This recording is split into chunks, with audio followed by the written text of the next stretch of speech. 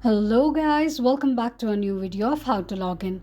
Today in this video, I'm going to show you how you can sign out from your WhatsApp application. Watch the video till the end and don't forget to subscribe to our channel by hitting the subscribe button. Also, press the notification bell icon so that YouTube will notify you whenever we post a new video. Now, to log out from your WhatsApp application, go to the settings. Scroll all the way down and click on App Management option. Scroll down to the WhatsApp application and tap on it. Press on Storage Users.